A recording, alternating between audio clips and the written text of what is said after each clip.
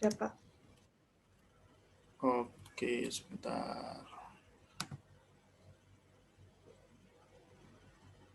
Nah, saya sedikit mengulangi dulu, mengingatkan dari terkait dengan faktur pajak. Oke, kan kemarin ada beberapa pertanyaan atau ada beberapa soal yang sudah ada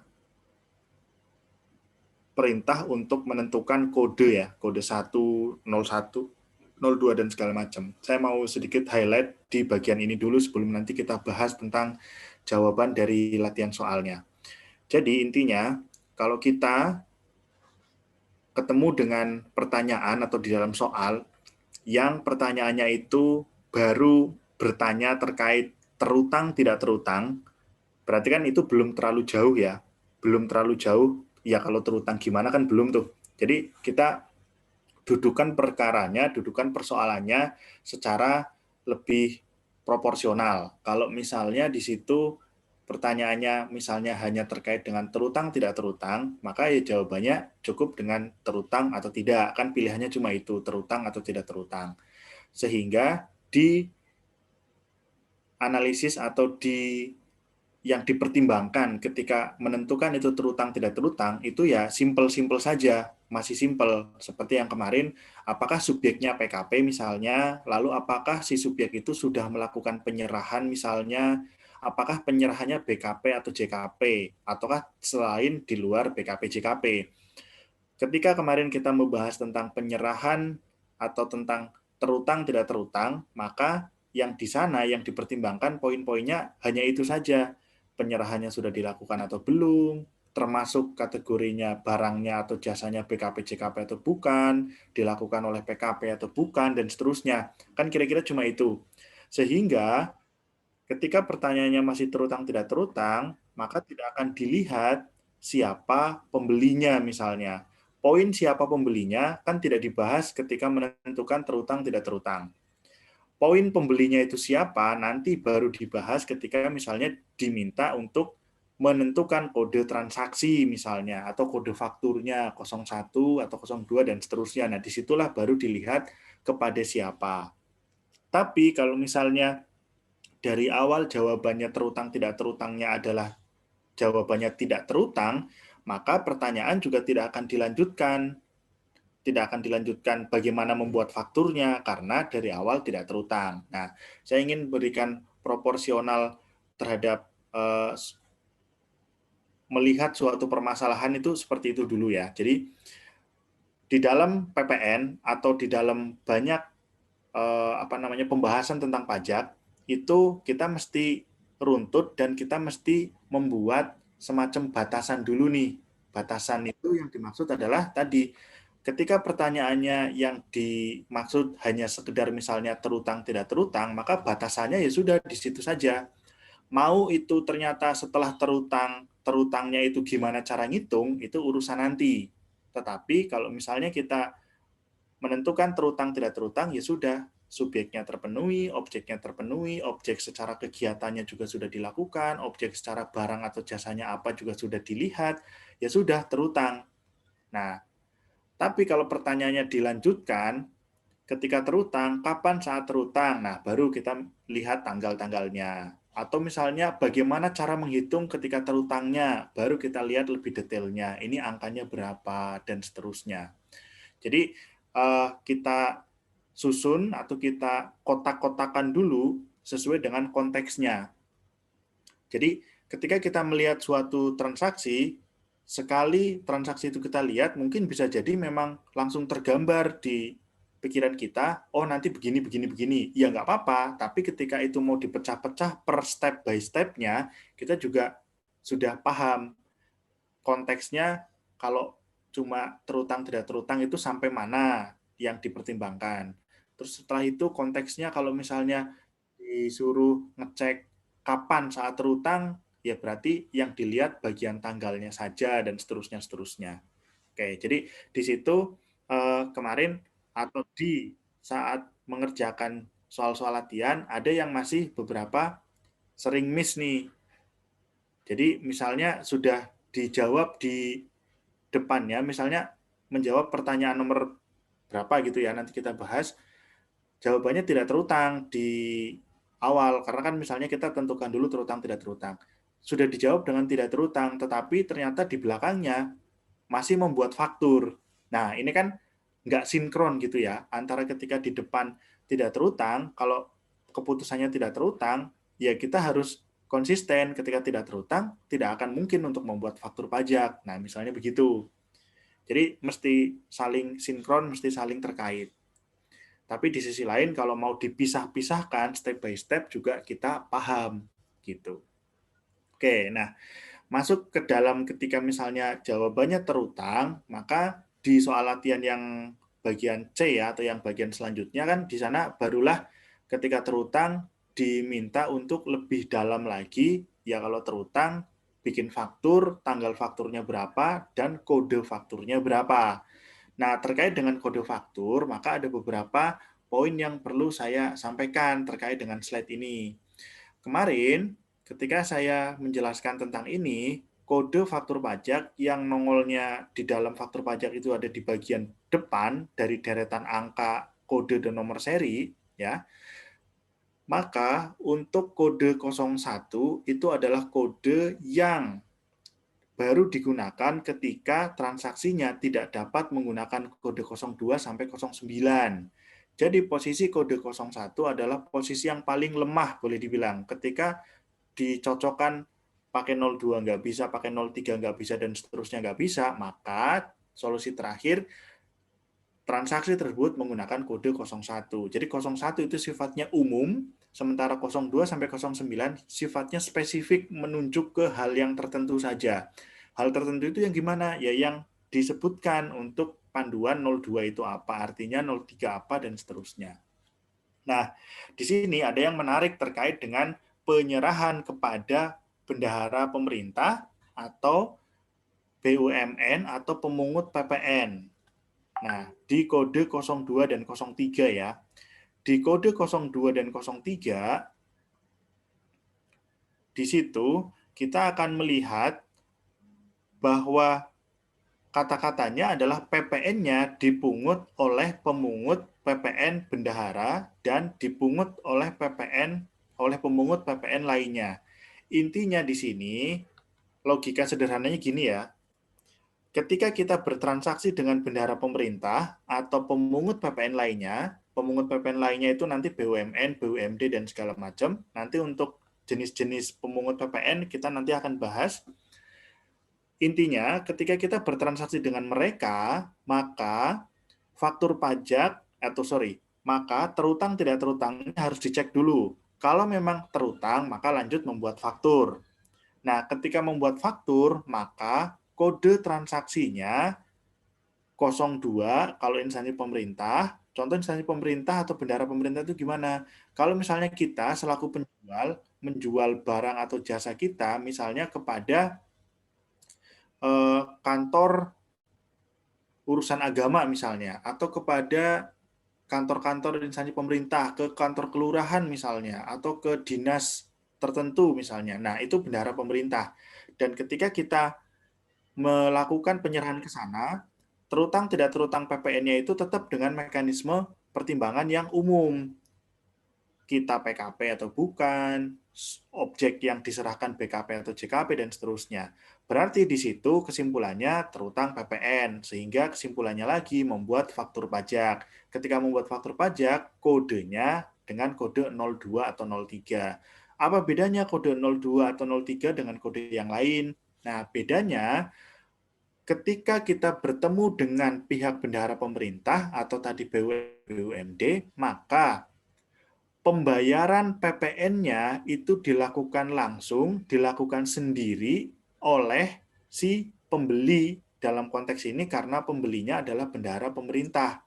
Jadi, kalau kita bandingkan dengan transaksi yang umum, kalau transaksi umum kita selaku penjual, kita menjual barang, kita bikin faktur, kan kita meminta orang atau pembelinya menitipkan uang PPN ke kita. Tetapi kalau kepada bendahara pemerintah, uang PPN-nya itu tetap ada, hanya saja tidak mampir diserahkan ke kita. tidak diberikan ke penjual. Uang PPN-nya yang memang seharusnya terutang tadi dibayarkan langsung oleh bendahara pemerintah ke bank atau ke kas negara. Jadi, yang membedakan adalah ketika kita membuat faktur 02 sama 03, uang PPN-nya tidak diberikan oleh pembeli kepada penjual, tetapi pembeli setorkan sendiri langsung ke bank. Di sisi yang lain, tidak ada bedanya transaksi ini dengan transaksi yang lain. Cara menghitung PPN-nya juga sama, cara menentukan tanggalnya nanti ada yang sama, ada yang beda, tapi secara umum itu nanti tetap akan merujuk ke ketentuan-ketentuan umum. Oke, nah jadi satu itu terkait dengan uangnya, uang PPN-nya itu kemana, atau dari pembeli dibayarkannya apakah lewat penjual ataukah langsung ke bank. Kalau untuk kode 0203, uang PPN dari pembeli langsung disetorkan ke bank. Oke, itu ya bedanya. Terus kemudian yang tadi saya sempat bilang terkait dengan kriteria tanggal faktur pajak atau saat terutang.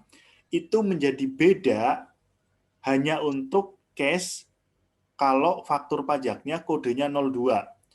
Tadi sebelumnya, saya refresh dulu ya. Sebelumnya kita tadi bilang kalau pembelinya instansi pemerintah atau pemungut PPN lainnya, pemungut PPN lainnya itu BUMN, BUMD, maka uang PPN-nya dari pembeli langsung ke kas negara untuk kode 02 dan 03. Oke, itu keep dulu. Di sisi yang lain, kalau terkait dengan tanggal faktur pajak, maka untuk kode 02 saja, cara membuat tanggal faktur pajak acuannya beda. Tapi kalau 03 berarti ikuti aturan umum. Aturan umum itu yang gimana? Tanggal faktur itu kan kemarin kita tentukan dari kapan atau saat mana yang lebih dulu terjadi antara tanggal pembayaran atau tanggal penyerahan. Nah, itu nanti di soal tinggal dicocokkan. Kapan dibayar, kapan barangnya diserahkan. Mana tanggal yang lebih awal, itulah yang menjadi acuan tanggal faktur. Tapi kalau untuk kode 02, aturannya jadi beda. Khusus untuk 02 terkait tanggal faktur, aturannya beda. Dia, kalau 02, tanggal fakturnya adalah tanggal kapan saat tagihan diberikan atau dikirimkan ke bendahara pemerintah. Jadi pasti sudah diserahkan dulu barang jasanya dan seterusnya, tapi pembayaran belum diterima. Jadi urutannya barang jasa diserahkan, terus penjual melakukan penagihan, nah disitulah tanggal faktur dibuat, barulah nanti setelah itu uang masuk. Khusus untuk yang bendahara pemerintah, mekanismenya begitu, dan tanggal faktur dibuat dengan acuan kapan penagihannya diberikan atau dibuat. Oke, tapi kalau selain kode 02, maka tanggal faktur tetap dengan mengikuti aturan yang umum, mana yang lebih dulu terjadi antara tanggal penyerahan barang atau jasanya dan juga kapan pembayarannya dilakukan. Dicek mana yang lebih dulu terjadi.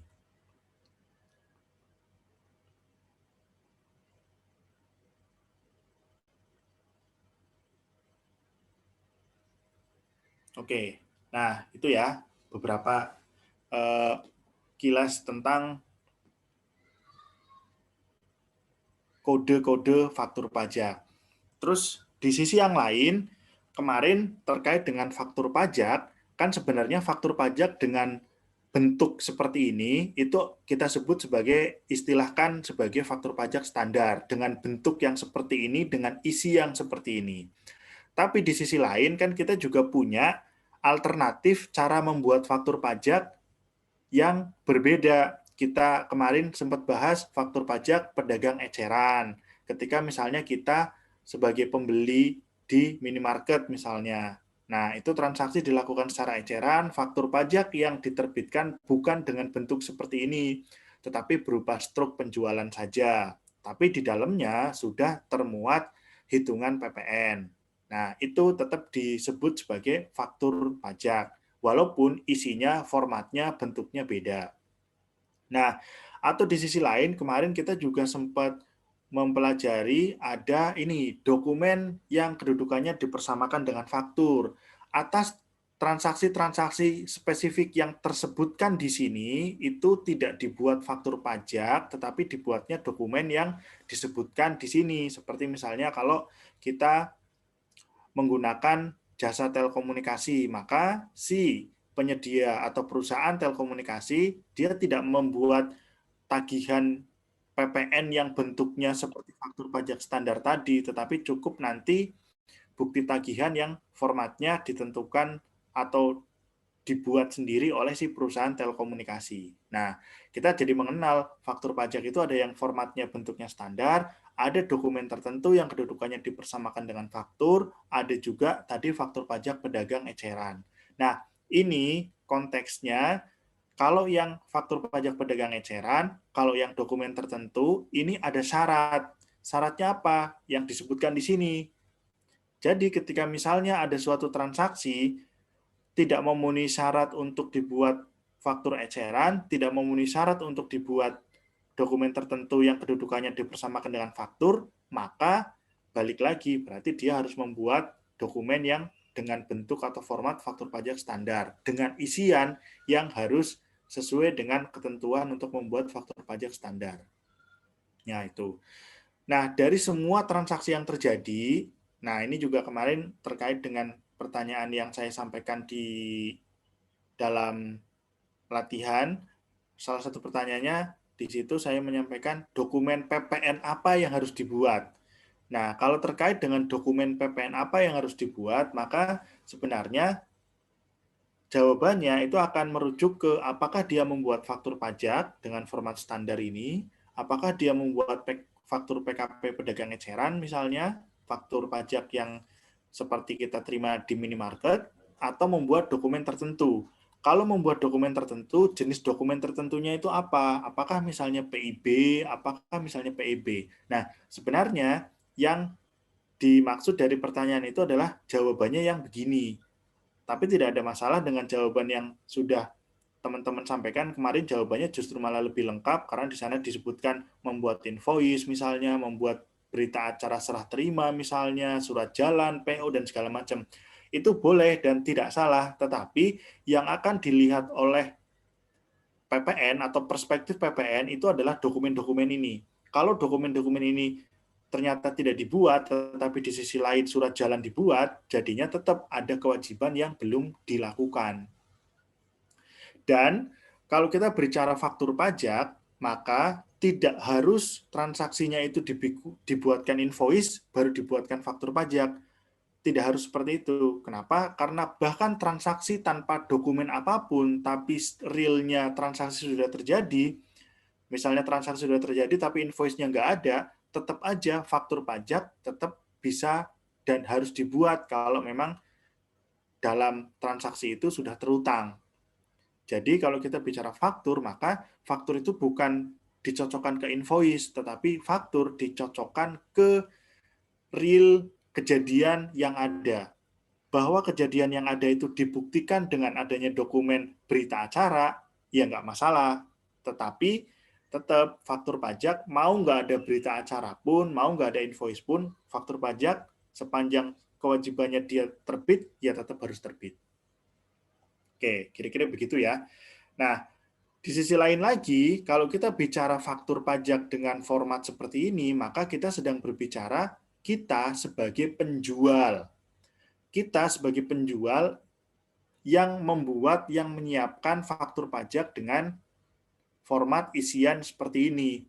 Kalau kita sebagai pembeli, maka kita, kalaupun misalnya kita sebagai pembeli lebih paham terkait faktur pajak, ya tetap aja pembeli tidak akan punya otorisasi untuk membuat faktur pajak dalam transaksi pembelian yang dia lakukan. Kalau dia mau bikin faktur, ya dia adalah penjual. Itu kalau faktur pajak yang standar ya. Tapi kalau tadi dokumen tertentu, itu ada konteksnya kita sebagai pembeli, ada konteksnya kita sebagai penjual. Contoh konteksnya kita sebagai pembeli, misalnya untuk PIB. PIB konteksnya kita sebagai pembeli, kita membuat PIB-nya. Tapi kalau misalnya konteksnya kita membuat faktur pajak yang begini, maka konteksnya adalah kita sebagai penjual. Pembeli tidak akan diperkenankan untuk membuat faktur pajak standar dengan format yang seperti ini. Tidak dimungkinkan. Kenapa tidak dimungkinkan? Karena faktur pajak ini adalah bukti pungutan PPN. Kalau pungutan PPN ini dilakukan atau dokumennya dilakukan diterbitkan oleh pembeli, ya konteks PPN-nya jadinya tidak dipungut oleh penjual lagi jadinya. Nah, jadi faktur pajak ini tetap dibuat oleh penjual. Oke. Kecuali yang tadi kalau dokumen tertentu ada yang jenis dokumen dibuat oleh pembeli seperti misalnya importir tadi dan seterusnya. Nah, kalau kita sebagai pembeli terus penjualnya PKP tetapi penjualnya tidak menerbitkan faktur, terus gimana?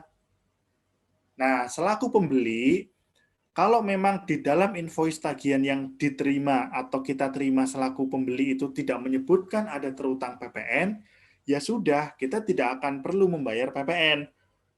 Bahwa sebenarnya di situ terutang, tetapi penjual lupa tidak melakukan pemungutan PPN, maka itu tanggung jawabnya penjual yang akan disalahkan penjual. Tapi di sisi lain, kalau penjual sudah memungut PPN, menagihkan PPN, lalu dari faktur yang diberikan ada yang keliru, maka kita selaku pembeli bisa komplain. Karena kan faktur yang kita terima adalah bukti bahwa kita sudah memberikan uang PPN, menitipkan pembayaran uang PPN ke penjual. Maka kalau dokumen yang dibuat penjual itu keliru, ya kita punya kepentingan untuk minta itu dibetulkan. Jadi pembeli konteksnya menerima faktur, kalau faktur dilihat ada keliru, komplain minta dibuatkan revisinya.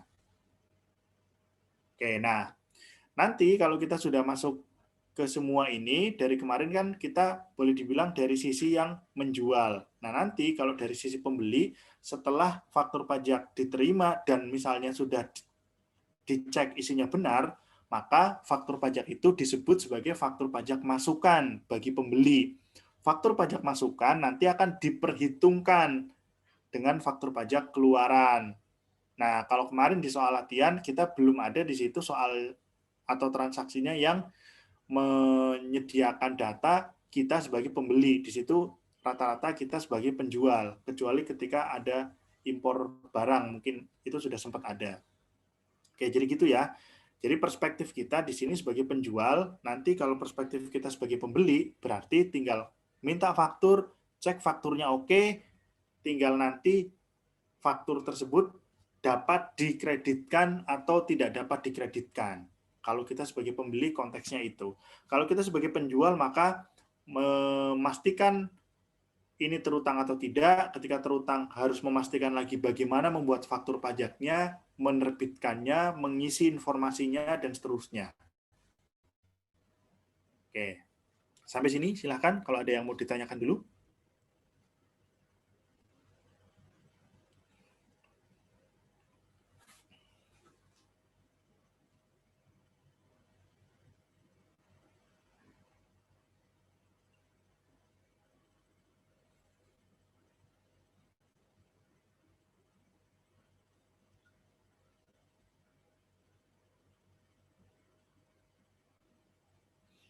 Oke, jika belum ada terkait dengan yang tadi tentang faktur-faktur pajak, saya akan kirimkan link di chat box di Zoom ini. Silahkan nanti diisi untuk saya ambil sebagai presensi ya.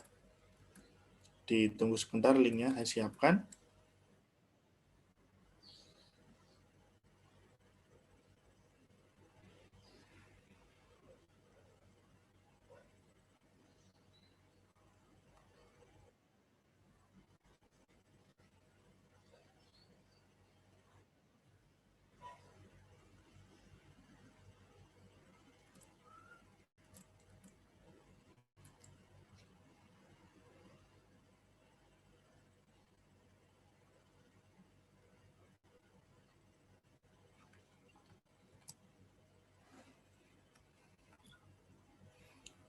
Silahkan, sudah saya kirim.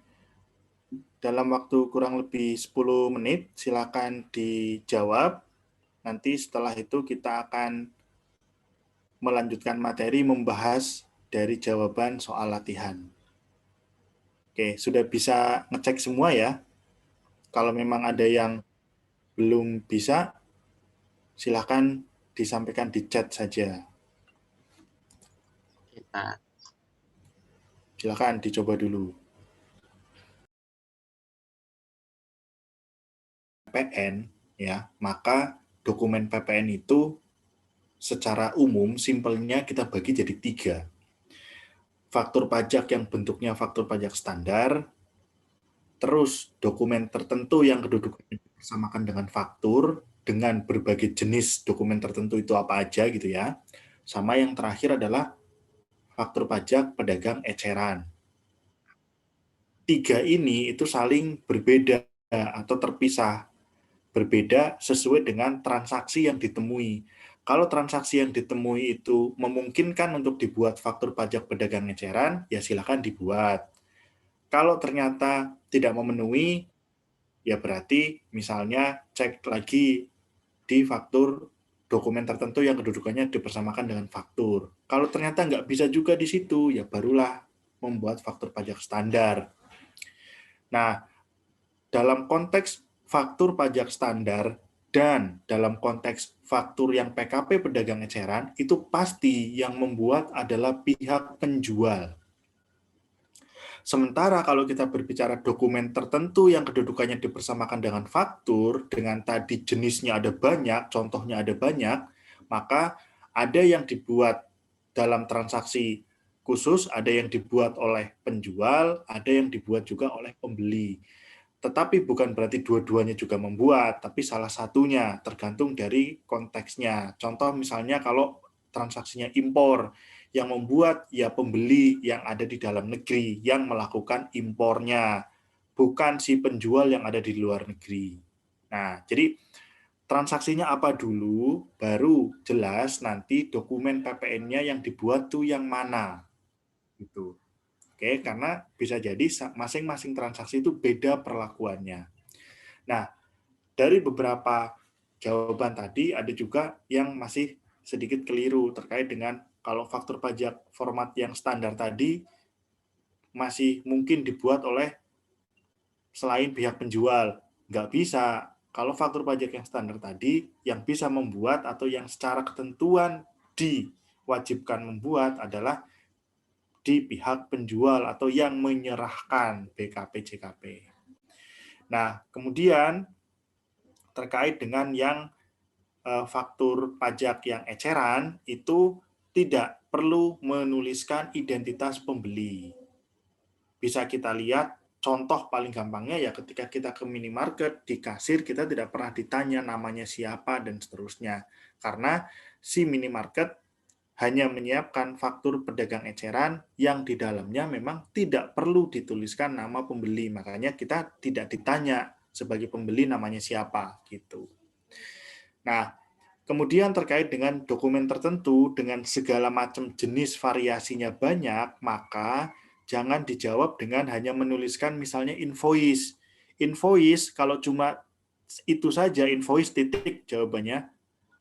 Contoh dokumen tertentu yang kedudukannya dipersamakan dengan faktur, jawabannya invoice udah titik. Maka itu nggak bisa dikatakan benar. Kenapa? Ya invoice atas transaksi apa? Kalau invoice atas transaksi yang biasa saja, yang memang tidak ada di dalam daftar dokumen tertentu, ya nggak bisa invoice itu dianggap sebagai dokumen PPN.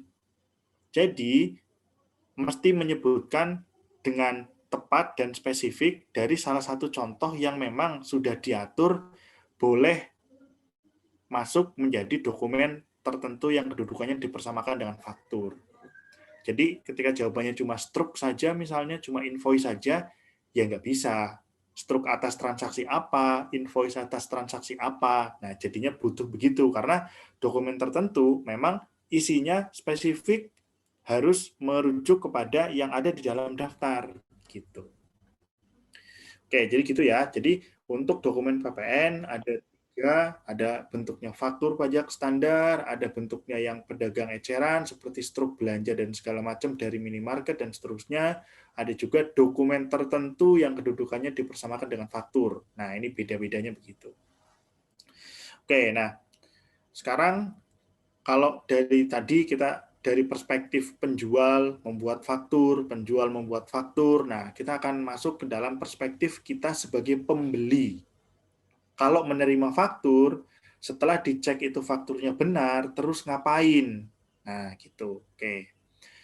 Tadi saya juga kirimkan file SPT masa PPN di grup WA, nanti silakan di-download.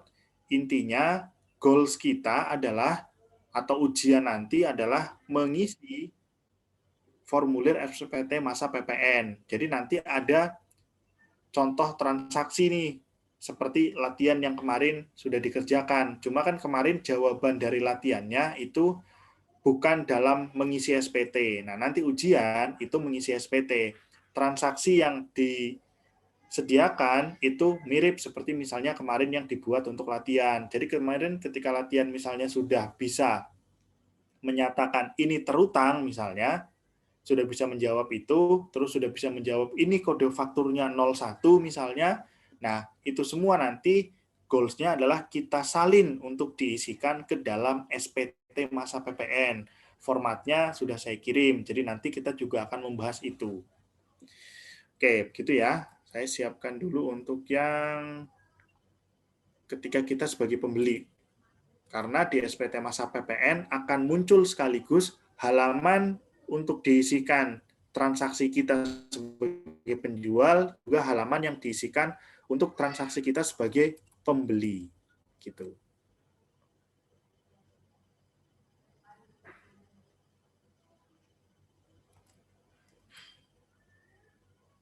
Silakan untuk yang di SPT PPN yang ada di WA di-download ya. Nanti kita akan perlihatkan formulir SPT-nya.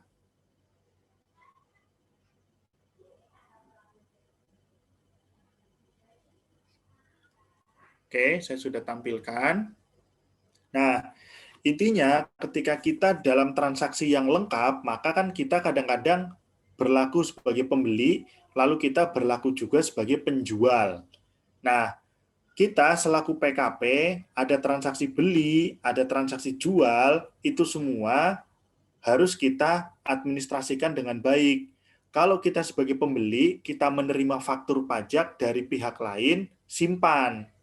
Sebelum simpan ya pastikan sudah benar penulisannya. Kalau belum benar silahkan komplain ke penjualnya. Itu kalau kita sebagai pembeli. Kalau kita sebagai pembeli, kita menerima faktur akan disebut sebagai faktur pajak masukan. Oke, jadi kita sebagai pembeli faktur pajak masukan. Ketika kita sebagai penjual, kita yang menerbitkan faktur, yang mengisi informasi di dalam faktur, dan faktur itu kita berikan ke lawan transaksi atau ke pembeli kita. Ketika kita memberikan faktur ke pembeli, minta uang PPN-nya, kan kira-kira gitu. Jadi ditukar tuh, uang PPN-nya diminta, kita kasih pajak atau faktur pajaknya. Nah, saat kita sebagai penjual menerbitkan faktur, maka akan disebut kita punya faktur pajak keluaran atau PK. Jadi, ketika kita dalam 1 bulan ada transaksi pembelian, ada transaksi penjualan, maka dalam 1 bulan itu kita akan punya data PK dan akan punya data PM, punya data pajak keluaran dan punya data pajak masukan. Contoh di PKPB ya. Contoh di PKPB ini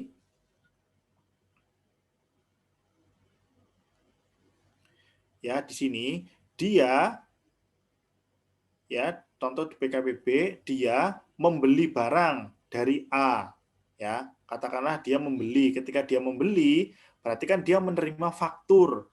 Nah, ketika menerima faktur maka PKPB punya pajak masukan. Nah, menerima fakturnya itu gimana? Nah, ini misalnya harganya 1 juta, harga DPP ya maksudnya ya, harga DPP 1 juta.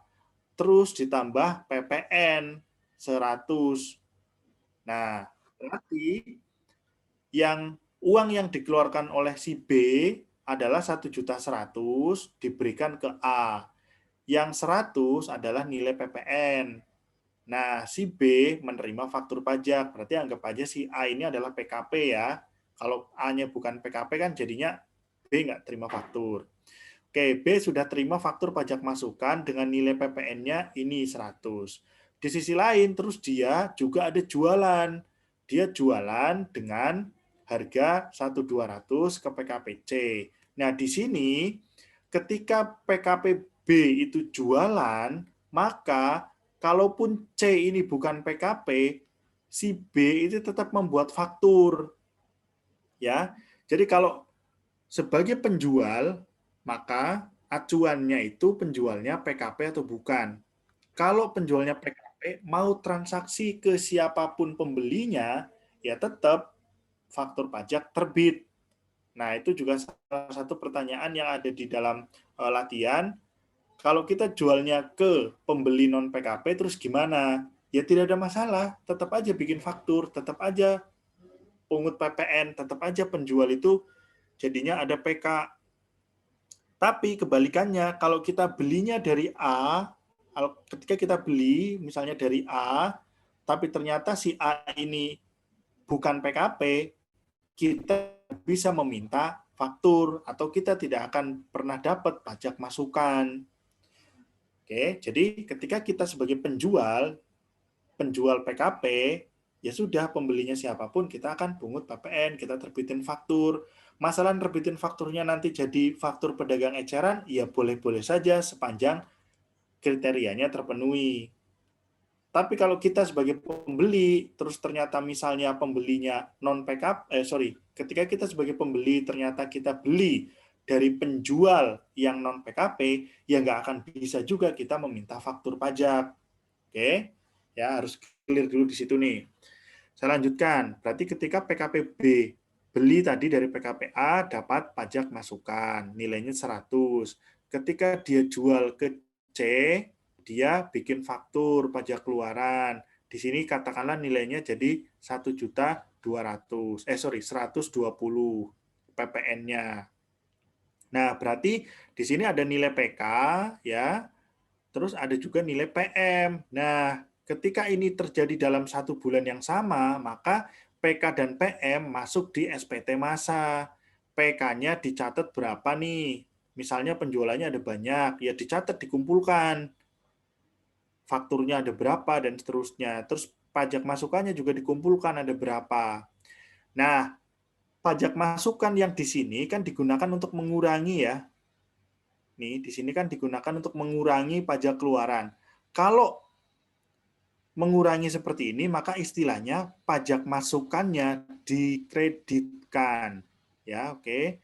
Pajak masukannya dikreditkan. Itu kalau masuk ke dalam hitungan. Tapi apakah semua pajak masukan itu selalu dapat dikreditkan? Jawabannya tidak. Contoh misalnya, ketika ternyata kita membeli, terus kita dapat pajak masukan, tapi ternyata penulisan administrasi di dalam dokumen fakturnya itu salah, maka jadinya tidak dapat dikreditkan.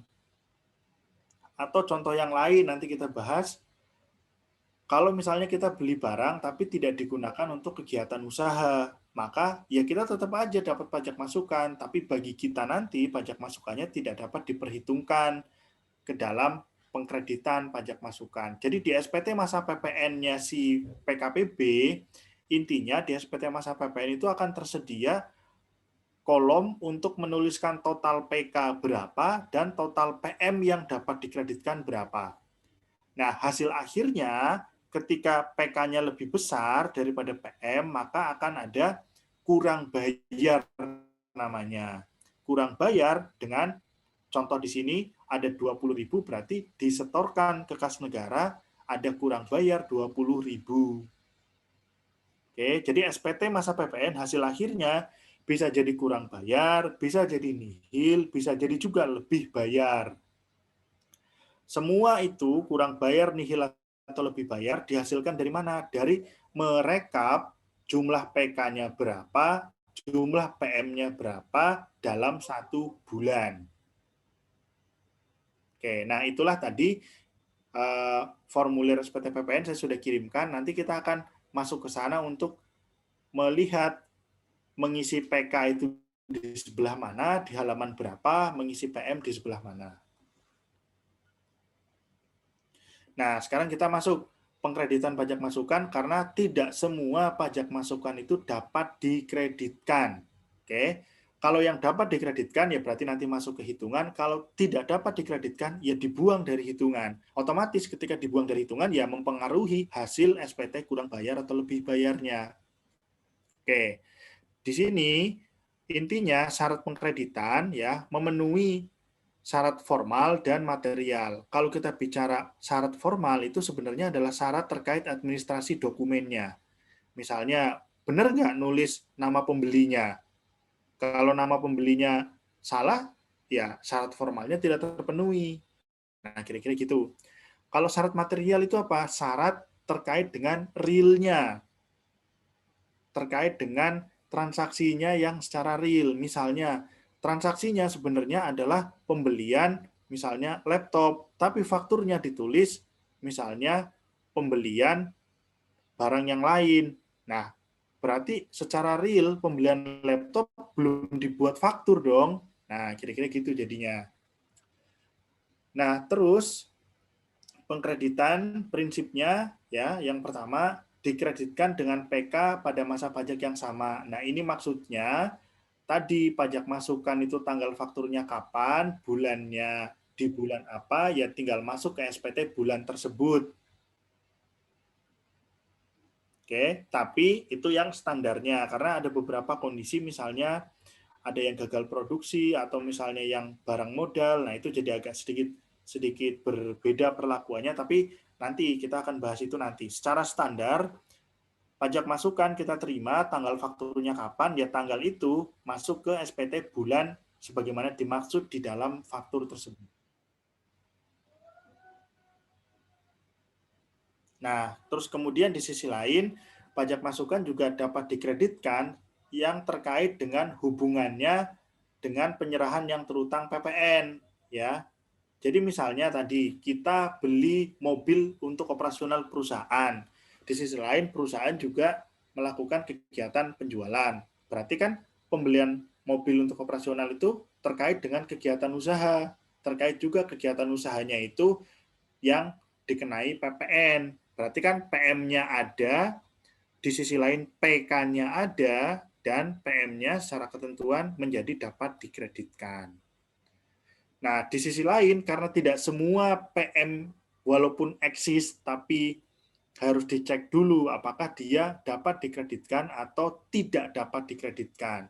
Nah, kita lihat aja ketika misalnya suatu transaksi masuk ke dalam kategori yang tidak dapat dikreditkan, maka ya udah nggak akan masuk ke hitungan. Nah, di sini ada perolehan BKP selain barang modal atau JKP sebelum PKP berproduksi. Berarti kalau PKP belum produksi, belum bisa jualan, maka tidak semua pajak masukan dapat dikreditkan. Hanya untuk yang barang modal saja. Selain barang modal, jadinya tidak dapat dikreditkan. Kemudian, pembeliannya tidak terkait dengan penyerahan yang terutang PPN. Misalnya tadi tidak berhubungan dengan kegiatan usaha atau, nah di sini ada hal yang menarik yang spesifik. Kalau misalnya kita beli kendaraan dan kendaraannya itu adalah sedan dan station wagon dan usaha kita itu bukan menjual sedan, maka pembelian sedan tadi jadinya pajak masukannya tidak dapat dikreditkan. Oke, nah terus kemudian kalau dulu ya sebelum Undang-Undang Cipta Kerja, maka pajak masukan tidak dapat dikreditkan diperoleh sebelum kita dikukuhkan sebagai PKP. Jadi misalnya kita PKP hari ini, terus kita punya faktur pajak yang bulan lalu, jadinya tidak bisa diperhitungkan. Itu dulu sebelum direvisi dengan Undang-Undang Cipta Kerja. Di dalam Undang-Undang Cipta Kerja, jadinya yang pajak masukan yang diperoleh sebelum PKP pun bisa tetap diperhitungkan. Terus tadi ini tidak memenuhi syarat formal, syarat material tadi ya, yang sempat saya jelaskan sebelumnya. terkait juga hasil pemeriksaan. Nah, pada dasarnya, kalau kita sebagai wajib pajak kan kita bisa aja kapan saja diperiksa. Nah, ketika ada pajak masukan yang ditemukan saat pemeriksaan, kalau dulu tidak dapat dikreditkan. Kalau sekarang setelah direvisi dengan Undang-Undang Cipta Kerja, jadinya dapat dikreditkan. Oke, nah untuk yang bawahnya yang penyerahan terkait dibebaskan PPN, nanti kita bahas di brevet B ya. Tapi yang jelas sekarang, ketika kita sebagai pembeli, ya, kita menerima faktur pajak. Faktur pajak itu disebut istilahnya pajak masukan. Pajak masukan ini mungkin dapat dikreditkan, mungkin juga tidak dapat dikreditkan. Tapi semua itu nanti tetap kita akan catat di SPT masa PPN. Tinggal di sebelah mana dituliskannya. Oke, nah ini kalau sekedar resumenya begini, yang saya perlu tambahkan adalah, atau yang saya perlu highlight di sini adalah di sisi yang ini ya. Di sisi yang ini. Nah, ini nanti dilihat yang kotak ini. Sorry, ini kursornya agak kurang pas. Tapi di kotak yang ini. Jadi, ya, kalau pajak keluaran itu kita bikin faktur tanggal berapa bulan berapa, otomatis harus masuk di SPT bulan yang sama. Tapi kalau kita terima pajak masukan, misalnya kita beli hari ini, berarti kan nanti kita harusnya dapat faktur pajak masukan dengan tanggal hari ini. Tapi ternyata dokumen itu baru kita terima 2 bulan lagi. Berarti kan SPT masa bulan ini sudah keburu harus dilapor. Kalau nggak dilapor, denda terlambat lapor SPT. Nah, untuk menyiasati atau sebagai solusi atas kondisi begini, kalau kita sebagai pembeli tidak menerima faktur dari si penjual dalam waktu cepat, maka kita sebagai pembeli itu juga bisa untuk faktur pajak yang kita terima tanggalnya tanggal bulan Februari, bisa saja kita laporkan di SPT masa bulan Maret. Karena di sini ada bisa dilaporkan, dikreditkan di masa pajak berikutnya paling lama 3 bulan. Nah, kalau paling lama 3 bulan, ya berarti yang tadi tanggal faktur Februari ya nggak harus masuk di SPT masa Februari. Bisa juga masuk di SPT masa Maret, April, atau Mei. Tinggal pilih. Nah, itu tergantung dari konteksnya. Kita nerima dokumennya kapan. Gitu. Jadi, kalau kita menerima dokumen faktur pajak masukan, karena kita sebagai pembeli, maka langkah pertama adalah dicek isinya benar. Yang kedua, dicek dapat dikreditkan atau tidak. Yang ketiga, kalau memang dapat dikreditkan, masuk di bulan apa. Nah, itu kita tentukan. Kenapa ini semuanya harus dicek? Karena kalau misalnya keliru, maka berakibat kepada hitungan SPT masa PPN, apakah itu kurang bayar lebih bayarnya jadi geser. Nah, kalau jadi geser, ya repot lagi. Makanya ditentukan dulu di awal. Cek isinya benar, cek dapat dikreditkan atau tidak, cek mau dikreditkan di masa kapan. Nah, ini nanti terkait dengan lebih bayar, nanti kita akan sampaikan di PPNB ya, tapi intinya adalah kalau kita punya pajak masukan dari pembelian, maka bisa dilakukan cara seperti tadi. Oke, sampai sini silakan kalau ada yang mau bertanya. Pak, saya mau tanya perihal batas waktu pengkreditan pajak masukan. Ya. Itu Bapak bisa tolong kasih contohnya nggak? Misalkan si A ini pembeli gitu ya Pak ya. Nah, terus faktur dari si B itu penjualnya, misalkan di bulan Maret Pak. Nah, tapi Tanggalnya. si A ini ada retur barang ke si B. Jadi supaya si A ini nggak kena rugi PPN, jadi gimana Pak? Oke, yang perlu ditambahkan informasinya tanggal fakturnya tadi ya, karena maksud saya gini, kalau kita terima faktur, misalnya kita sebagai pembeli, kita terima faktur pada bulan Maret, kan belum tentu faktur yang kita terima tanggalnya di bulan Maret. Nah, itu maksud saya. Jadi intinya gini, kita ketika kita terima faktur berarti kita sebagai pembeli, maka cek tanggal fakturnya ya. Tanggal faktur itulah yang menentukan masalah pelaporannya 3 masa pajak tadi. Oke, berarti anggap saja transaksi realnya terjadi Februari misalnya, berarti faktur pajaknya nantinya harus tertanggal di tanggal Februari, tapi baru kita terima dokumennya di Maret. Katakanlah gitu ya, sebagai contoh dulu ya. Nah, ketika kita terima di Maret, kalau transaksinya baik-baik saja, ya tinggal di entry saja ke dalam SPT masa PPN. Terserah mau di entry di SPT masa Februari boleh, di-entrykan di SPT masa Maret boleh. Nah, tinggal dipilih. Di sisi lain, kalau tadi pertanyaannya adalah ada retur, nah kalau retur maka retur itu baru ada itu kalau transaksi yang awalnya, misalnya pembeliannya, itu sudah diakui. Diakui itu dengan cara faktur pajaknya itu sudah masuk ke SPT. Jadi pembeliannya itu harus diselesaikan dulu clear, entry datanya sudah, entry data faktur, baru setelah itu entry data retur. Kalau faktur pajaknya tidak pernah di-entry ke dalam SPT ini ya ceritanya, maka data retur juga nggak bisa masuk. Kenapa? Karena data retur itu harus mencantumkan nomor faktur yang diretur. Jadi kita tetap harus buat pembeliannya itu memang benar-benar terjadi dulu semua, baru setelah itu returnya dilakukan. Nah, di dalam retur nanti akan ada isian berapa nilai transaksi yang diretur dan berapa PPN-nya juga. Jadi sama, ada nilai DPP, ada nilai PPN. Di faktur ada begitu, di retur ada begitu juga. Nah, gimana kalau ternyata misalnya tadi faktur tanggalnya Februari, baru ingat mau retur di bulan Juni misalnya. Tidak ada masalah. Kenapa? Karena faktur dan returnya tidak harus ketemu dalam satu masa yang sama.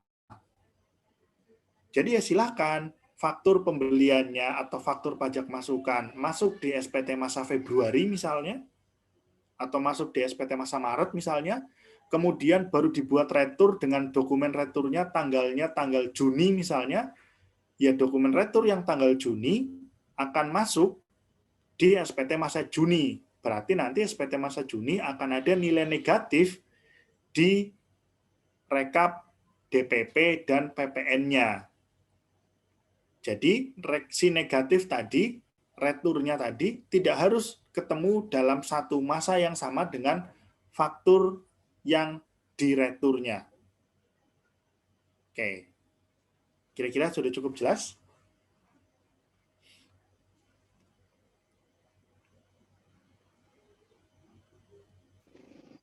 Kalau yang batas waktu 3 bulan bagi penjual itu gimana Pak? Kan maksudnya kan ini kan fakturnya dia terbit Februari ya Pak ya.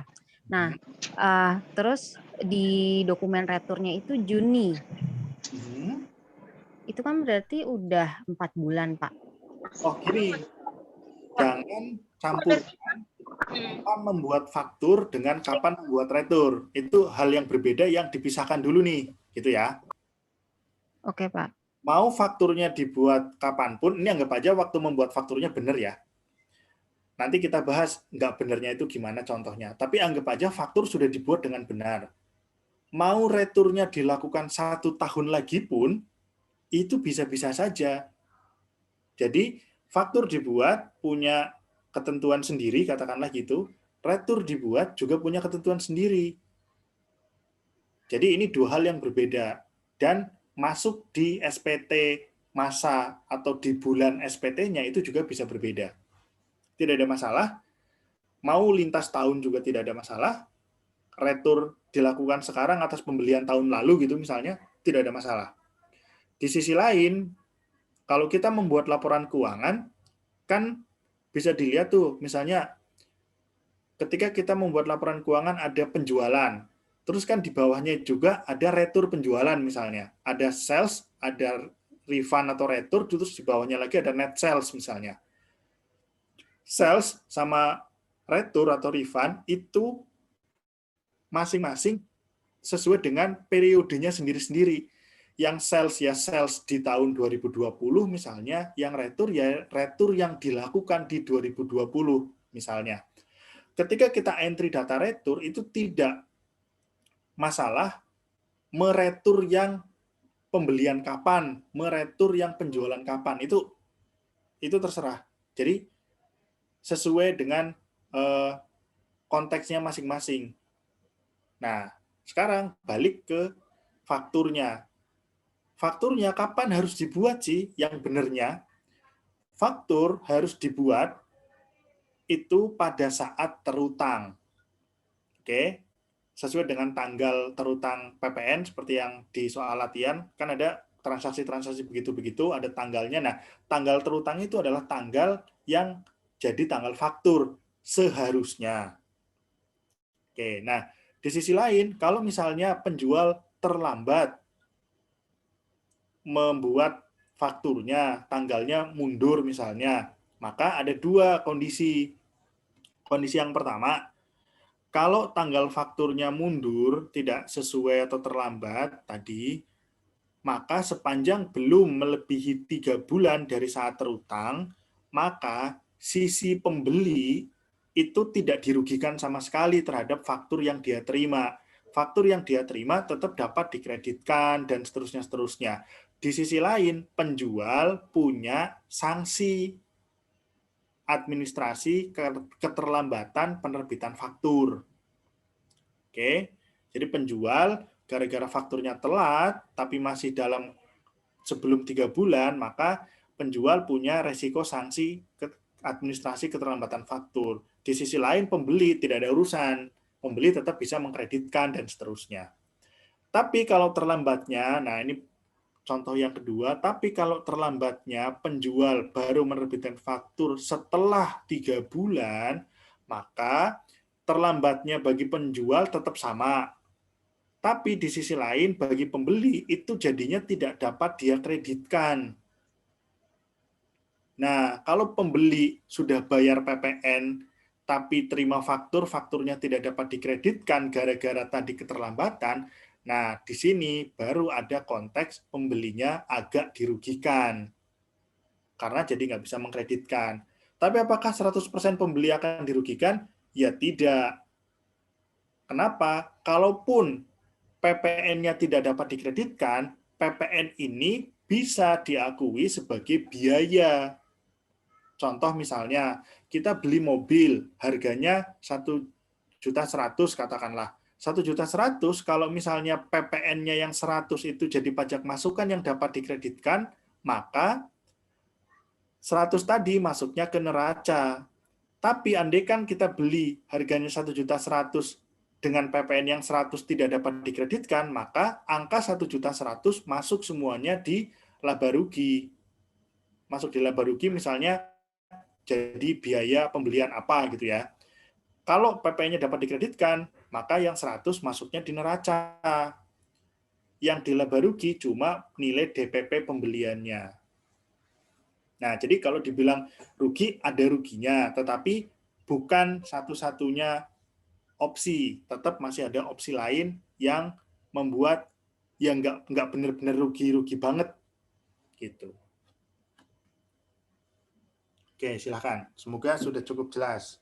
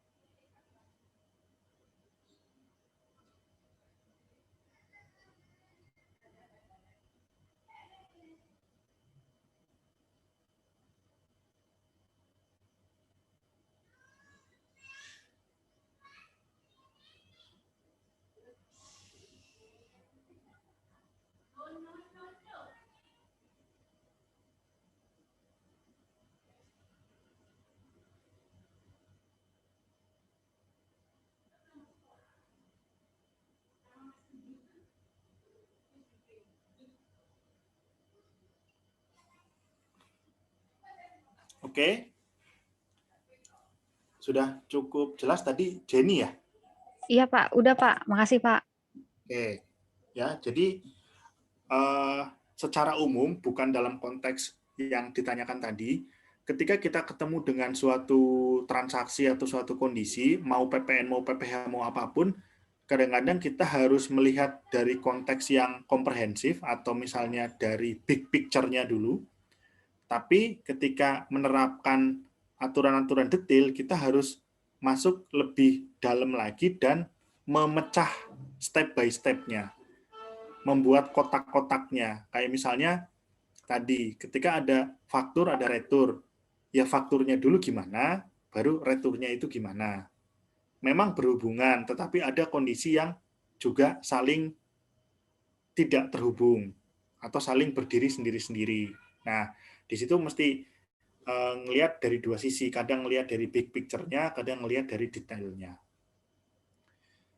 Nah, karena variasi transaksi itu banyak banget, dan nanti misalnya kalau teman-teman bekerja di bagian pajak dari suatu perusahaan atau malah jadi konsultan, itu kan variasi transaksi banyak banget. Sehingga kita perlu memisahkan dengan pas, dengan proporsional, yang mau dilihat apanya dulu misalnya.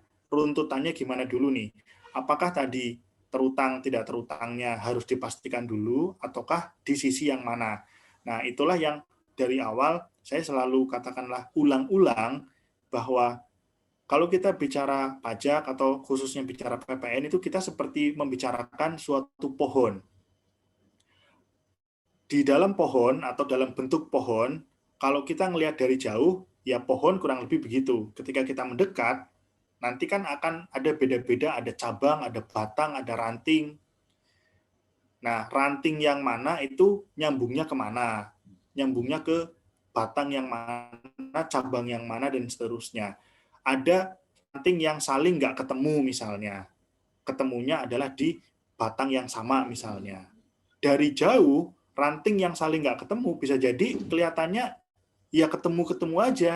Tapi kalau dideketin ternyata beda. Nah, cara pengambilan keputusan misalnya seperti ini, baik deduktif maupun induktif, itu penting ketika kita membaca suatu aturan. Karena kalau kita bicara pajak, ya isinya memang baca aturan. Kalau nggak baca aturan, ya nggak akan dapat itu perlakuan pajaknya gimana. Nah, jadi nggak enaknya atau enaknya di situ. Kalau kerja di bagian pajak, ya harus sering baca, harus banyak baca, dan bisa menyimpulkan dengan pas atas aturan yang tersedia atau yang misalnya baru dirilis.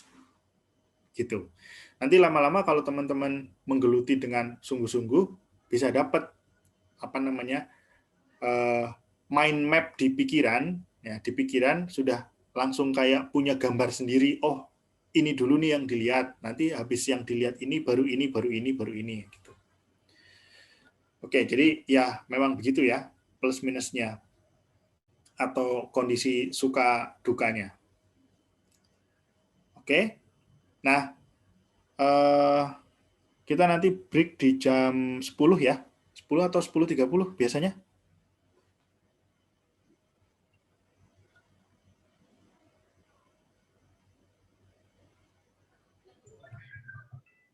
Jam 10 aja, Pak. Oke, berarti masih kurang lebih setengah jam. Saya akan mulai membahas yang soal latihan kemarin, tapi nanti bersambung ya jadi bahasannya, karena kan setengah jam nggak akan selesai semua juga. Oke, saya share screen soalnya lagi. Nanti teman-teman bisa cek dari jawaban yang sudah dituliskan kemarin. Sebelumnya saya mau share dulu terkait SPT masa PPN. SPT masa PPN yang filenya tadi saya kirimkan lewat grup WA ya. Nah, ini SPT masa PPN. Kalau kita bicara SPT masa PPN, maka ini terbagi di dalam beberapa halaman. Yang gampangnya, halaman induk atau halaman depan itu selalu menjadi halaman tempat, saya jelaskan umum dulu ya, nanti pengisian secara khusus nanti. Tapi intinya halaman di awal, halaman di induk ini adalah angka-angka yang sifatnya summary atau penjumlahan. Penjumlahan dari mana? Dari data-data yang ada di halaman lampiran. Nah, halaman lampiran itu di sini ada yang pertama, dilihat di bagian kanan atas, di sini ada tulisan lampiran 1111 atau formulir 1111 AB. Ya, 1111 AB itu nama formulirnya. Kalau yang tadi halaman pertama ini disebut sebagai halaman induk. Halaman induk formulir 1111, kemudian ada lampiran 1111 AB. Kalau angka yang di dalam induk tadi, berarti diisinya itu kalau formulir 1111 AB-nya sudah terisi. Baru nanti angkanya dipindahkan ke induk. Di sisi lain, formulir 1111 AB, angka yang akan terisi di sini itu juga baru bisa diisikan kalau lampiran di belakangnya atau di setelahnya itu juga sudah terisi. Di sini ada untuk A1 misalnya, nama formulirnya.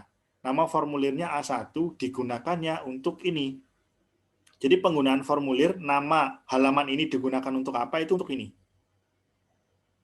Oke, jadi di sini disuruh untuk menuliskan kalau misalnya ada ekspor. Dituliskan di sini, ekspornya nama pembelinya siapa, nomor dokumen PEB-nya apa, tanggal kapan, DPP ekspornya berapa, dan segala macam. Nah, ini yang saya maksud dengan SPT itu digunakan untuk merekap semua data-data transaksi. Hanya saja halamannya dibagi-bagi. Kalau misalnya ekspor nanti di halaman ini, misalnya. Terus kita lihat di halaman berikutnya ada A2. A2 digunakan judulnya untuk ini. Terus nanti diisi transaksinya di sini ada berapa. Kalau transaksinya dalam 1 bulan, karena kan ini SPT masa bulanan ya. Kalau dalam 1 bulan transaksinya ada ratusan transaksi, terus gimana? Ya memang semuanya dituliskan di sini. Kalau secara manual ceritanya ya diketik di sini. Tapi untuk pembuatan faktur pajak, pembuatan SPT massa, kan sekarang sudah ada cara-cara elektronik menggunakan aplikasi. Jadi entry datanya tetap dilakukan, hanya saja dengan cara yang lebih mudah. Tapi ya tetap mau trans ini akan tertulis 1000. Nah, itu ya. Jadi ini ada formulir lampiran A2 digunakan untuk yang ini, daftar pajak keluaran atas penyerahan dalam negeri. Jadi nama formulirnya di sini digunakan untuk apa ada di sini. Baru kalau transaksinya terkait dengan judul ini dituliskan di bawahnya. Terus setelah sampai di bagian bawah, nanti kan di sini ada jumlah. Nah, jumlah ini, jumlah angka-angka inilah yang nanti akan dipindahkan dibawa untuk mengisi lampiran AB, mengisi halaman induk. Nah, gitu. Jadi prinsip simpelnya begitu. Begitu juga untuk yang ini ya, ada tadi formulir A, sekarang ada formulir B dengan sekarang ada B1. Tadi kan ada A1, ada A2, kemudian ada B1 dan ada B2 dan kemudian ada B3.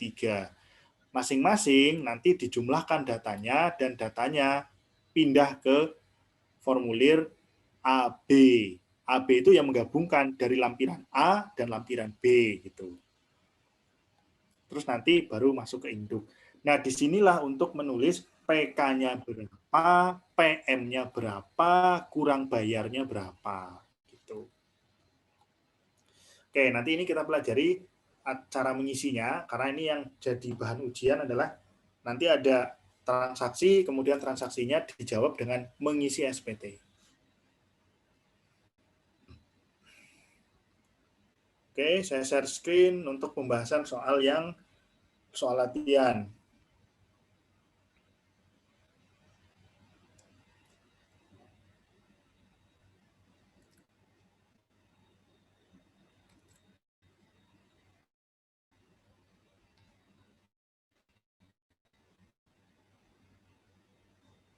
Oke, ini ya. Silakan sambil disimak dan sambil dicocokkan sendiri dengan jawabannya. Saya masuk ke pertanyaan B dulu yang lebih singkat. Pertanyaan B di sini dia bilang dia membangun rumah ya, dan membangun rumahnya ini juga dilakukan sendiri. Nah, berarti sebelum melihat luasnya berapa, kalau transaksinya modelnya begini, kita mesti aware bahwa oh ini bisa jadi masuk ke PPN kegiatan membangun sendiri atau 16C. Nah, setelah itu barulah kita cek luasnya berapa nih. Oh, luasnya lebih dari 200. Oh, berarti ya jadi dihitung PPN-nya. Jadi kan ada kegiatan membangun sendiri yang PPN-nya terutang, ada yang tidak terutang. Yang tidak terutang kalau luasnya kurang dari 200 meter. Nanti bisa dicek lagi di bahan yang sudah saya berikan. Nah, terus kita lihat biaya yang dikeluarkan. Dia ada beli tanah, terus ada beli material, sama ada upah. Nah, dari sini angka-angka ini kalau memang tadi sudah diputuskan di awal bahwa ini terutang PPN, berarti langkah selanjutnya adalah ngitungnya dari angka yang mana. Oke, yang pertama terkait dengan 3 angka ini. Pembelian tanah tidak dimasukkan atau diperhitungkan dalam biaya membangun. Jadi untuk kegiatan membangun sendiri yang menjadi dasar adalah biaya membangunnya, bukan untuk beli tanahnya. Biaya untuk membangun berarti ya tinggal 2 antara angka yang 188 sama angka yang 70. Nah, sekarang ketika ada angka 188 di sini ada tulisan beli material bangunan nilainya 188 termasuk PPN. Nah, apakah angka 188 langsung dipakai ataukah 188 dipisahkan dulu, PPN-nya dibuang. Nah, di sini kalau untuk kegiatan membangun sendiri, maka PPN-nya yang melekat pada material misalnya atau yang dimanapun misalnya itu tetap diperhitungkan. Jadi, ketika kita melihat total biaya pembangunan itu berapa, 188 ditambah 70. Nggak peduli 188 itu di sana termasuk ada PPN-nya atau tidak, pokoknya totalnya untuk beli material bangunan 188. 188 angkanya diambil, ditambah 70 juta. Nah, berarti total biaya pembangunan 258. Oke, jadi yang pertama, biaya pembangunan totalnya berapa? Itu di dalamnya mau ada PPN, mau ada apa, ambil semua. Jadi 188 tambah 70, 258. Itu baru biaya pembangunan. Kita harus cari dulu yang namanya DPP atau dasar pengenaan pajak. DPP kalau untuk kegiatan membangun sendiri adalah 20% dikalikan total biaya. Nah, silakan dikalikan. Kalau sudah sampai pengalian begitu, saya yakin sudah nggak akan keliru ya. Tapi kalau tadi ngambil angkanya mungkin ada yang keliru. Jadi, DPP-nya adalah 20% kali 188 ditambah 70 ya. Jadi 188 tambah 70, 258 kalikan 20%. Hasil ketemunya berapa, barulah dikali tarif PPN. Berapa tarif PPN-nya? Tarif PPN-nya 10%. Nah, barulah ketemu berapa PPN kegiatan membangun sendiri. Begitu caranya. Oke, silakan. Ada yang mau ditanya dulu untuk yang B?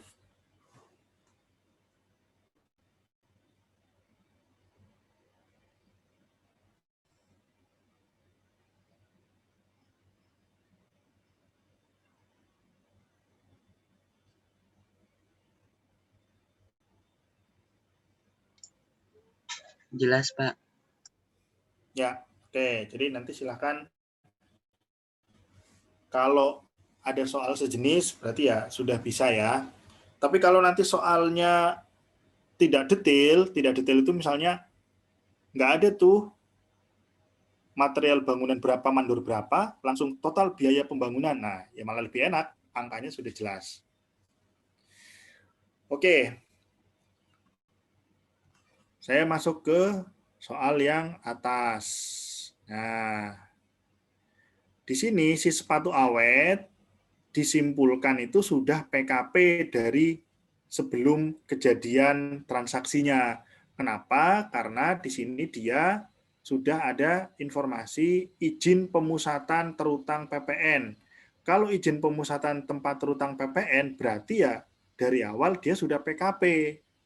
PPN-nya kan jadinya terutang. Nah, kira-kira gampangnya gitu. Oke, kita lihat satu persatu. Di sini dia punya lokasi di Jakarta dan juga punya lokasi di Karawang. Nah, di Karawang ini berarti itu cabang. Pusatnya ada di Jakarta. Oke. Nah, kita lihat satu persatu transaksinya. 2 Juli penjualan. Ada tanggalnya, tanggal dijual sama tanggal pembayaran. Terutang PPN ya, kalau kan pertanyaan di sini yang pertama terutang atau tidak, berarti jawabannya di sini terutang PPN. Kalau terutang PPN, kapan saat terutang? Saat yang lebih dulu terjadi nih, mau tanggal 2 atau tanggal 10, berarti tanggal 2.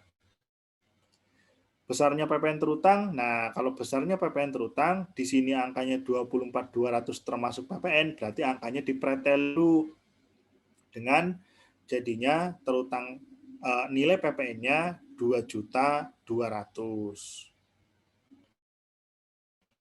Saya hitung-hitungannya sudah cukup benar ya dalam menerapkan per 110-nya.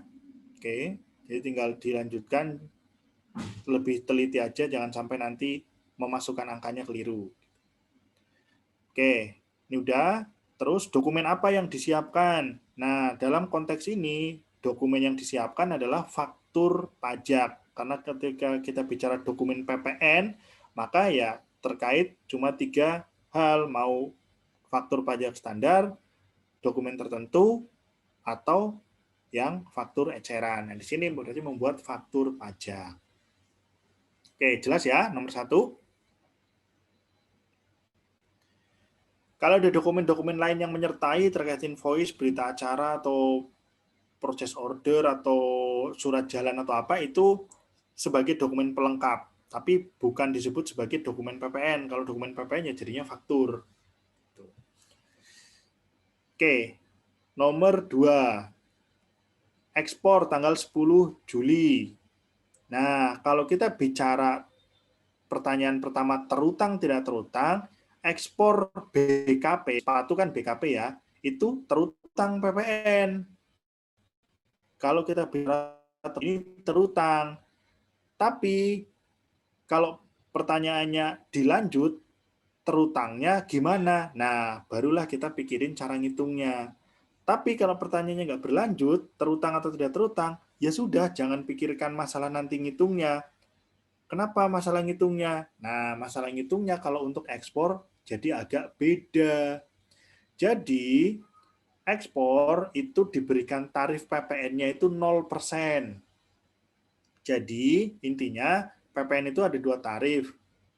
10% tarif umum dan 0% untuk ekspor. Khususnya di sini ekspor BKP. Jadi, jawaban di nomor 2 ini ya terutang PPN dengan PPN-nya 0. Jadi terutang PPN, walaupun PPN-nya 0 itu bisa. Kenapa? Karena tarif PPN untuk ekspor itu 0%. Jadi di sini nggak bisa dikatakan tidak terutang, tapi dikatakannya adalah terutang PPN 0%, berarti PPN-nya 0 rupiah. Gitu. Kapan terutangnya? 10 Juli. Apa dokumen yang dibuat? PEB atau pemberitahuan ekspor barang. Terus kemudian, jelas ya? Kalau misalnya ada yang belum jelas, sebelum lanjut ke nomor berikutnya, silakan langsung bersuara saja. Terus kemudian nomor 3, penyerahan ke bendahara. Nah, berarti terutang tidak terutangnya di sini kan berarti sudah ada kata-kata penyerahan, gitu kan? Terus barangnya juga sepatu, berarti terutang. Ke bendahara, nggak ada urusan. Kalau terutang tidak terutang itu nggak melihat kepada siapa.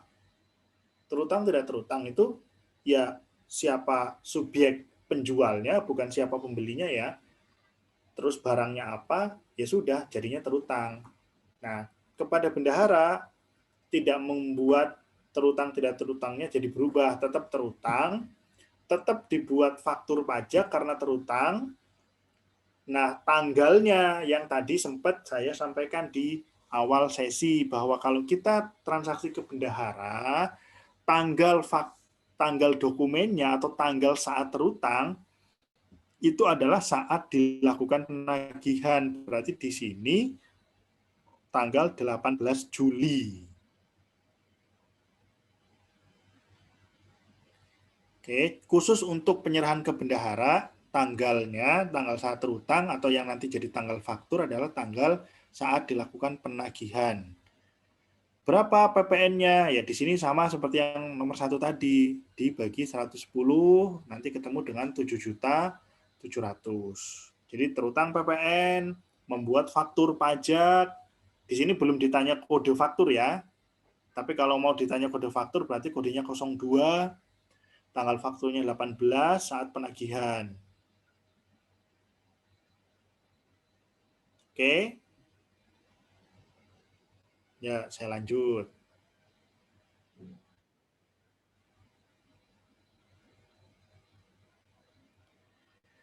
Nomor 4. Ada kontrak penjualan sudah ditandatangan, terus ada uang muka tanggal 20 Juli. Nah, di sini ketika baru kontrak saja tanggal 15 Juli itu tidak ada atau belum ada yang terutang. Tapi ketika sudah ada 20 Juli pembayaran 10 juta, maka jadinya terutang sejumlah 10 juta saja. Jadi, pada nomor 4 akan terutang PPN pada 20 Juli, senilai PPN-nya berarti 1 juta, terus dibuatnya faktur pajak, ya. Jadi dalam konteks misalnya punya transaksi nilainya entah berapapun, satu transaksi itu memungkinkan juga dibuat faktur pajaknya ada beberapa kali dengan konteks seperti ini. Misalnya transaksinya sudah jelas 100 juta. Besok ada DP dulu 10 juta. Besoknya lagi ada DP dulu 10 juta. Terus ya bisa saja faktur pajaknya akan berlembar-lembar walaupun semua merujuk kepada transaksi yang sama gitu.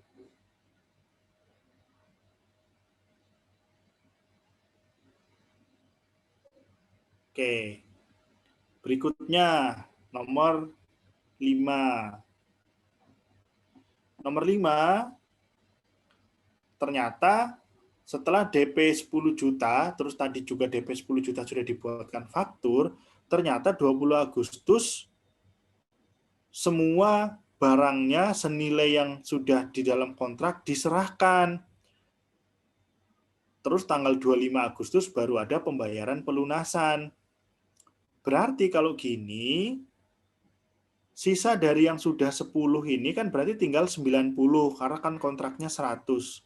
Kontraknya 100, sudah pernah dibuat faktur pajak 10, berarti kan sisa faktur pajaknya yang akan dibuat 90. Nah, nilai faktur pajak yang dibuat 90 tadi, mau tanggalnya 20 atau 25? Tanggalnya 20. Kenapa? Karena tanggal 20 semua barangnya sudah diserahkan.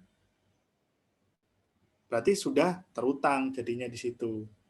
Jadinya di situ sudah terutang, tanggalnya 20, bikin faktur, nilainya 9 juta, karena tadi tinggal sisanya yang 9 juta di DPP.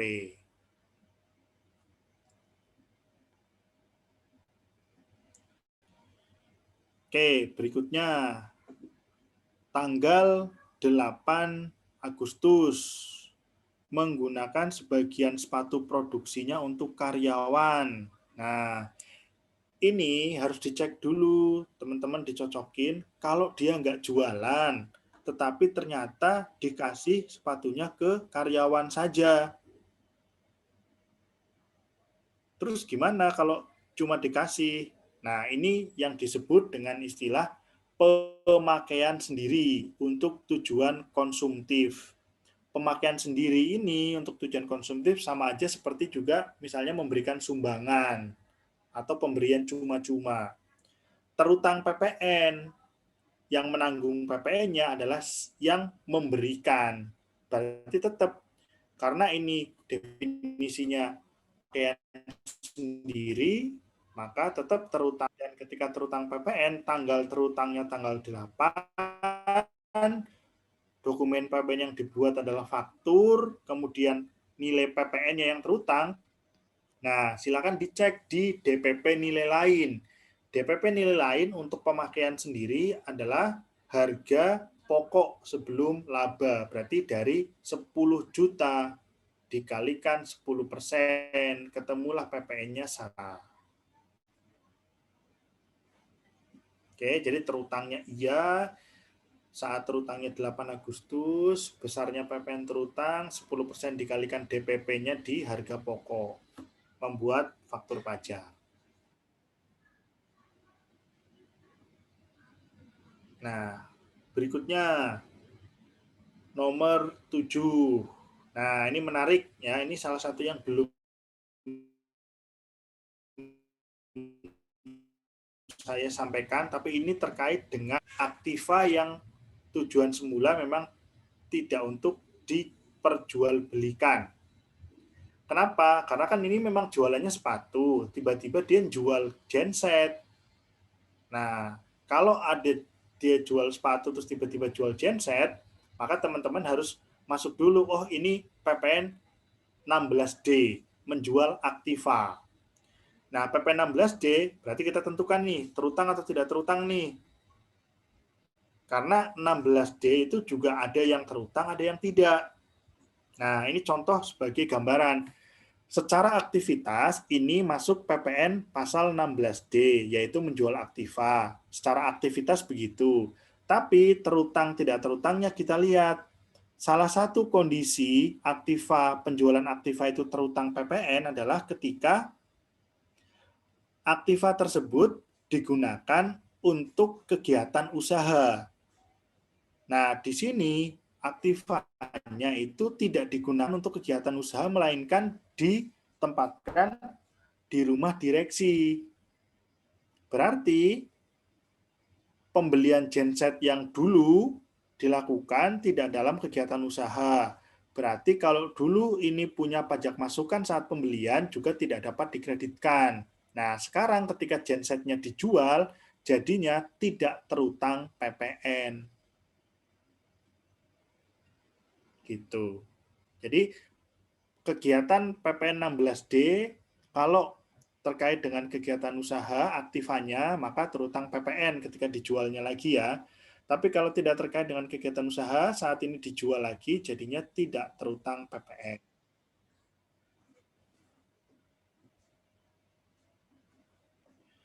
Oke. Berikutnya nomor 8. Mengirim ke cabang yang ada di Karawang. Nah, di sini di definisi penyerahan kemarin ada di bagian-bagian awal dari slide saya. Kalau dia mengirimkan ke cabang, kita harus lihat di bagian informasi awal apakah dia ada pemusatan tempat PPN terutang atau tidak.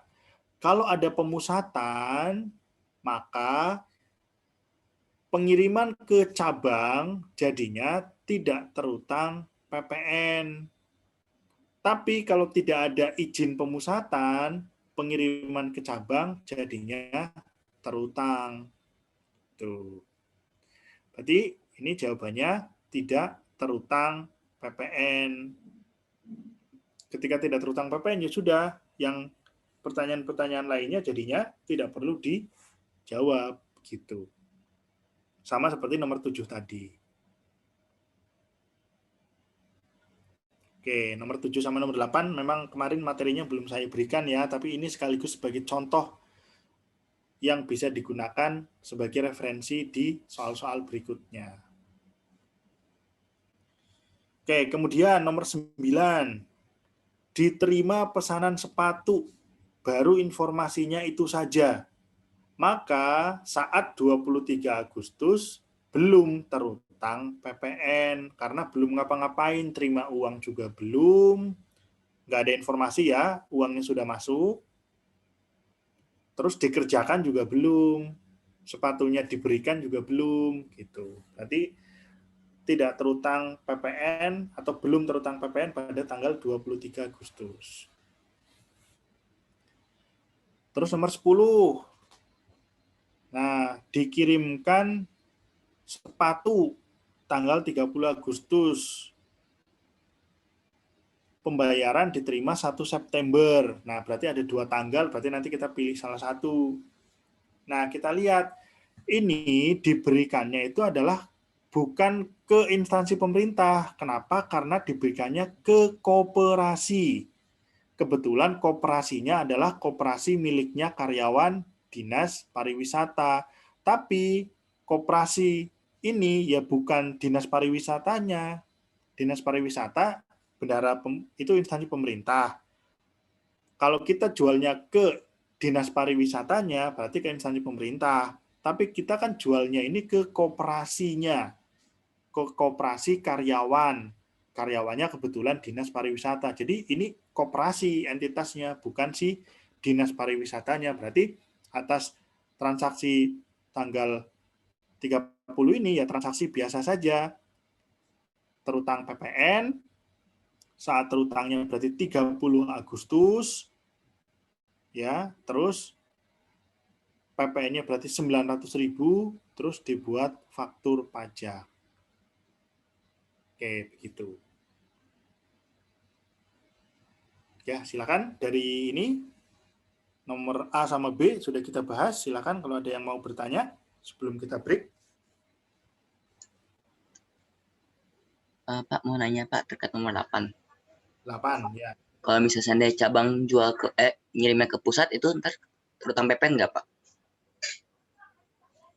Dalam konteks yang ini kan ada izin pemusatan. Jadinya mau pusat kirim ke cabang atau cabang kirim ke pusat, kalau ada izin pemusatan, maka jadinya tidak terutang PPN. Gitu. Atau antar cabang saling kirim tidak terutang PPN sepanjang sudah ada izin pemusatan. Izin pemusatan ini opsi. Mau diajukan izinnya boleh, nggak diajukan juga nggak apa-apa. Jadi akibat dari adanya izin dan tidak adanya izin pemusatan, barulah terkait dengan faktur pajak kirim-kiriman barang antar pusat ke cabang atau antar cabang gitu. Oke Pak, makasih Pak. Yep.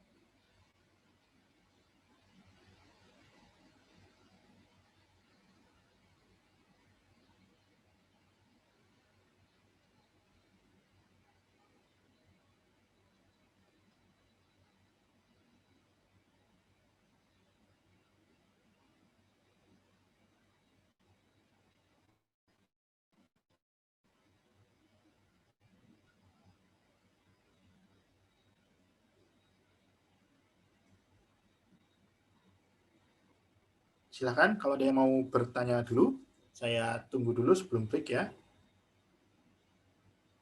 Pak, tadi yang nomor 10 terutang PPN kan ya Pak ya?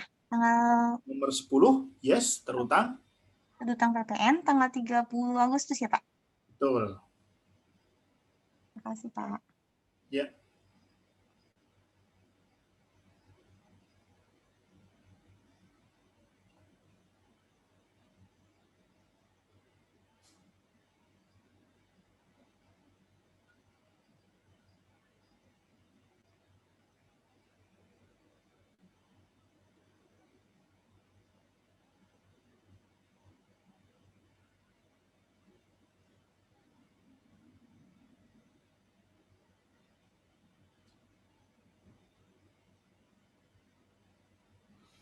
Oke, silakan sambil dicek kembali terhadap jawaban-jawaban yang sudah kemarin dituliskan. Saya cek, saya teliti, sebagian besar sudah oke, hanya di beberapa detail-detail kecil ada yang masih keliru, tapi ya nggak semua juga. Contoh seperti misalnya yang nomor 1 ya, itu hampir 100% sudah betul semua. Tapi kalau yang nomor 2 yang ekspor, ada yang betul, ada yang sudah betul, ada yang masih keliru.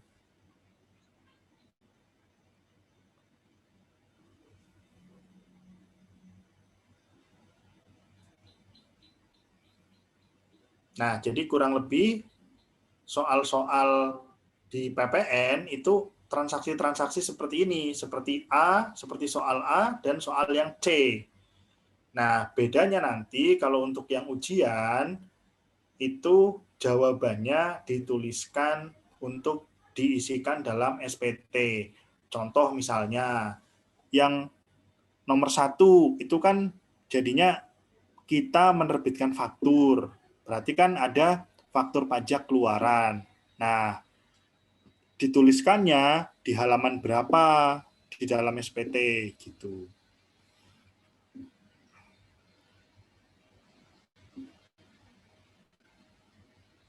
Nah, itu nanti kalau yang soal yang C akan jadinya lebih detail karena terkait dengan mau dituliskan di SPT. Kenapa jadinya detail? Nah, contoh di sini sudah diberikan misalnya NPWP pembelinya.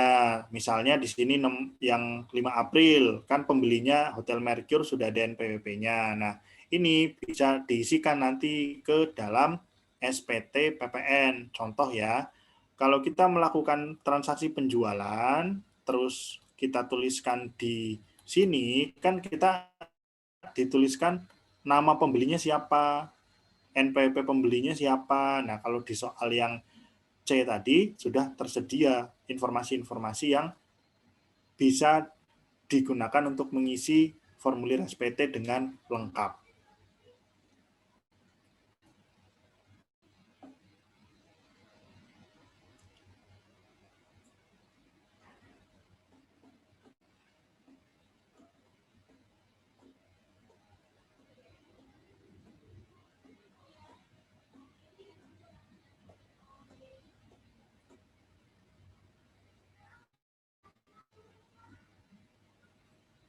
Nah, kita break dulu ya.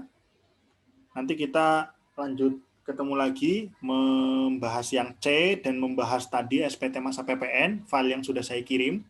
Mau di jam berapa? Jam 11 atau jam berapa? Jam 11 saja Pak, boleh. Oke, jam 11. Silahkan nanti di-download ya